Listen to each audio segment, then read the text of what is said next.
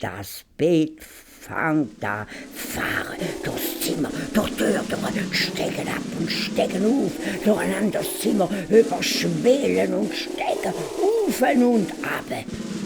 Und aus allen Ecken raus, aus der Decke, aus dem Boden, sind unheimliche Gesichter auftaucht. Es hat blitzt und donnert. Der Hans hat sich gefreut. Hui, huhu. Oh, das ist toll! Eine Geisterbahn! Hopp, hopp, hopp, hopp!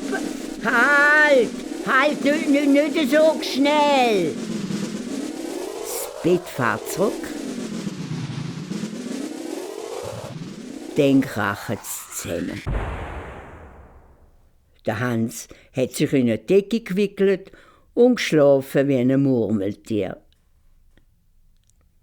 Wo am nächsten Morgen der König kommt und der Hans sieht da liegen, hat er gemeint, er sei tot. Er bückt sich zu ihm ab. Und das ist aber schade um den prächtigen Bursch. Die Gespenster haben ihn umgebracht. Der Hans hört das und lacht.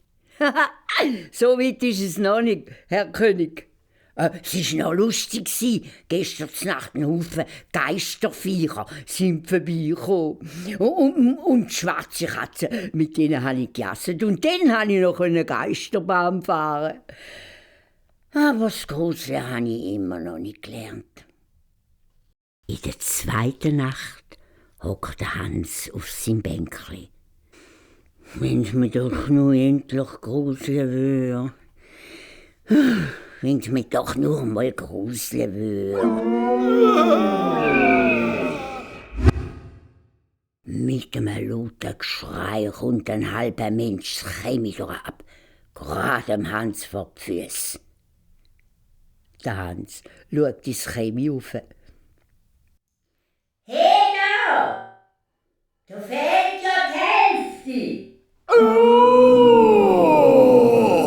Wieder tobt's und heult's und die zweite Hälfte kommt runter.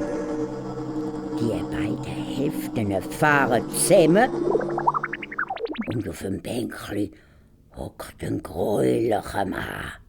Der Hans sitzt daneben. «Du, gang bis so gut weg da, das ist mein Plätzchen.»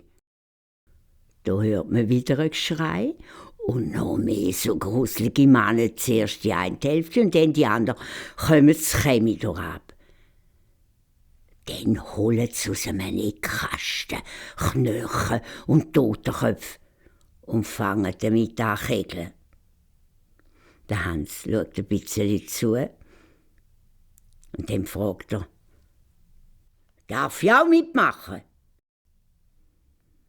«Ja, aber nur wenn du Geld hast.»